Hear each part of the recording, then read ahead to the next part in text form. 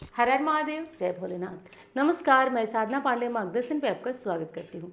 तो आइए दोस्तों, आज के वीडियो में हम जानते हैं नवरात्रि के दूसरे दिन की पूजा आराधना। किस देवी की पूजा करेंगे, भोग क्या लगाएंगे, दान क्या करेंगे, किस शुभ मुहूर्त में आप देवी की आराधना करेंगे। नवरात्रि के दूसरे दिन की देवी देवी ब्रह्मचारिणी हैं, तो उन्हें प्रसन्न करने के लिए दो महा उपाय कौन सा करेंगे, तो सारी विशेष बातें आज के वीडियो में होने वाली हैं। देवी ब्रह्मचारिणी की पूजा से त्याग तपस्या ब्रह्मचारिणी की पूजा से त्याग और तपस्या की भावना आती है, क्योंकि देवी का स्वरूप ही ऐसा है कि व्यक्ति के अंदर त्याग की तपस्या की भावना को जागृत करता है। अगर कोई बुरी आदत आपको है जिसे आप छोड़ नहीं पा रहे हैं, तो आज के दिन देवी से प्रार्थना करके अपनी बुरी आदत को छोड़ा जा सकता है। जिस आदत से आप काफ़ी परेशान हैं, उस आदत को बिल्कुल छोड़ा जा सकता है। और देवी ब्रह्मचारिणी ने भगवान शिव से विवाह के लिए बहुत वर्षों तक काफ़ी तपस्याएं की। इस कारण इस देवी के स्वरूप का नाम ब्रह्मचारिणी स्वरूप पड़ा। देवी की नवरात्रि के दूसरे दिन आराधना होती है। नवरात्रि में दूसरे दिन आराधना कैसे करना है वो बताती हूँ आपको। सबसे पहले तो पूजा मुहूर्त नोट कर लीजिए, क्योंकि बहुत सारे कमेंट आपके आ रहे हैं कि पूजा मुहूर्त बताइए। तो 5:34 से, ध्यान रखिए, 5:34 से सुबह और 6:48 तक देवी ब्रह्मचारिणी की पूजा का शुभ मुहूर्त है। और ये नवरात्रि के दूसरे दिन यानी 23 सितंबर को पूजी जाएंगी। तो 23 सितंबर को नवरात्रि के दूसरे दिन देवी ब्रह्मचारिणी की आराधना करेंगे आप।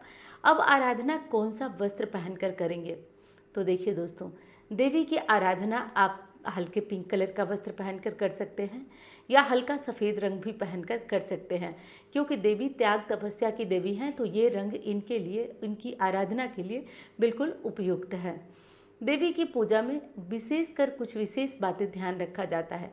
जैसे देवी की पूजा जब भी करें, पूरे शांत चित्त होकर करें, क्योंकि सारी देवियाँ कुछ न कुछ आपको देने सिखाने आती हैं। और एक चीज़ बता दूँ, ये सारी देवियों के अलग अलग स्वरूप ही हैं, जो मनुष्य को अलग अलग रूप में कुछ बताने आते हैं, कुछ दिखाने आते हैं।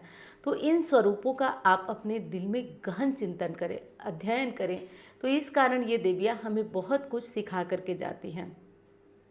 आइए अब जानते हैं कि देवी की आराधना किस भांति करें। तो हो सके तो जो पूजा मुहूर्त बताए हूँ, उस मुहूर्त में आप उठ करके और नहा लें।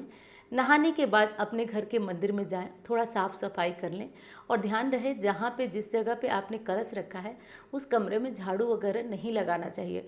उस कमरे की सफाई अगर करना है तो आप कपड़े से, सूखे या गीले कपड़े से पोछा वगैरह लगा सकते हैं।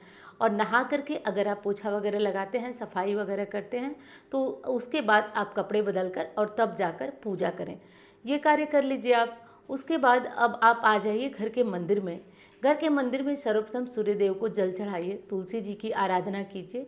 इसके बाद आराधना देवी जी की प्रारंभ कीजिए। सबसे पहले 3 बार आचमन कीजिए, इससे आपका शरीर शुद्ध होता है। तो सबसे पहले 3 बार आचमन करिए, भगवान विष्णु का ध्यान करते हुए।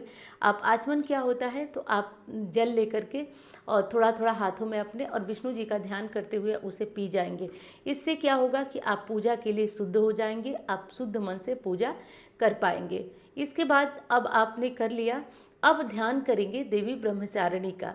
तो कुछ लोगों के पास नौ दुर्गा की फ़ोटो होती है और कुछ के पास नहीं होती है। तो केवल आप देवी का स्मरण कर लीजिए, देवी का ध्यान कर लीजिए। और देवी का स्वरूप मैं बता देती हूँ। देवी शांत मुद्रा में है, श्वेत वस्त्रधारी हैं। देवी की भुजाओं में खड्ग, चक्र, गदा, त्रिशूल इत्यादि हैं। देवी की चमक सूर्य को लज्जित करने वाली है। तो देवी का मुखड़ा स्वर्ण के समान सदिश एवं तेजवान दिखाई देता है। तो देवी के इस स्वरूप का आप ध्यान कर लीजिए। ध्यान करने के बाद देवी का आप ध्यान कर लिए, अब आप क्या करेंगे, उसके बाद देवी के मंत्र का जप करेंगे। तो देवी के मंत्र का जप आप कर सकते हैं, नवार्ण मंत्र का जप कर सकते हैं, या मैंने लाइव में बताया था ओम ह्रीं दूं दुर्गाय नमः, इस मंत्र का जप भी आप कर सकते हैं। और हर दिन के अनुसार कम से कम 11 बार हर स्वरूप का मंत्र आप ज़रूर जपें। तो आप 11 बार उस स्वरूप का मंत्र जपें। देवी सर्वभूतेषु ब्रह्मचारिणी रूपेण संस्था नमस्तस्यै नमस्तस्यै नमस्तस्यै नमो नमः। ऐसा आप 11 बार बोलें, इससे देवी ब्रह्मचारिणी के स्वरूप का ध्यान हो जाएगा। उसके बाद अब आप पूजा करेंगे। तो देवी को भोग क्या लगाएंगे, देवी को भोग लगाने के लिए आपको शक्कर चाहिए, शक्कर या मिश्री। देवी के शांत स्वभाव के अनुसार ही आज का भोग भी उन्हें चढ़ाया जाएगा। तो देवी को शक्कर का या मिश्री का भोग आज के दिन लगाया जाएगा। बाकी अन्य भोग आप जैसे फ्रूट वगैरह का भोग लगाना चाहते हैं, ड्राई फ्रूट का भोग लगाना चाहते हैं, तो ये सारे भोग आप लगा दीजिए, कोई दिक्कत नहीं है। लेकिन उसके साथ आप थोड़ा सा चीनी का भोग लगाइए, इससे देवी विशेष जो है प्रसन्न होती हैं, प्रसन्न मुद्रा में होती हैं। और वीडियो पसंद आ रही है तो लाइक करिएगा। चैनल को आपने सब्सक्राइब नहीं किया तो कर लीजिएगा, मेरा भी हौसला वर्धन होता रहेगा। आइए अब कुछ विशेष बातें और जान लेते हैं। तो देखिए दोस्तों, ऐसे करके हम देवी की आराधना करेंगे। देवी का मंत्र भी आपको बता दिया। एक और बहुत ही उत्तम चीज़ है जिसका कि पूरी नवरात्रि पालन करना चाहिए।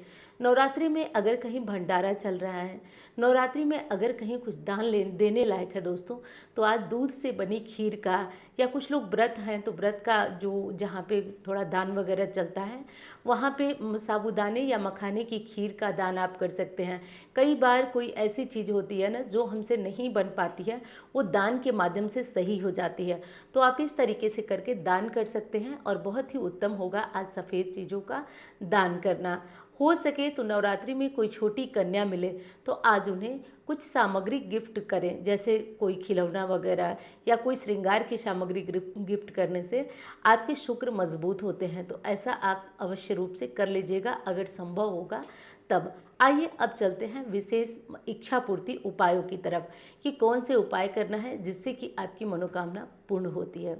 और देखिए दोस्तों, मैं ये उपाय पहले भी आपको बताई हूँ और इसके बहुत ही सकारात्मक रिजल्ट हैं। मैं कई बार लोगों को बता चुकी हूँ और कमेंट में आपके जवाब भी होंगे, आपके भी अनुभव होंगे। तो आइए बातें करते हैं। देखिए, आपको क्या करना है कि लाल फूल ले लेना है 11 की संख्या में, 9 की संख्या में या 5 की संख्या में। लाल फूल अगर आपको मिल जाता है, ये उपाय आपको सुबह सुबह ही करना है। तो आपको क्या करना है कि इन फूलों की माला बना देना है। आज इन फूलों की माला बना दीजिए और माला बना करके जो कलियां अभी कली रूप में रहती हैं तभी देवी जी के गले में इस माला को पहना देना है। इसकी महत्ता यह है कि जैसे ही सूर्योदय होगा देवी के गले में ही ये कलियां चटकने लगती हैं, खिलने लगती हैं।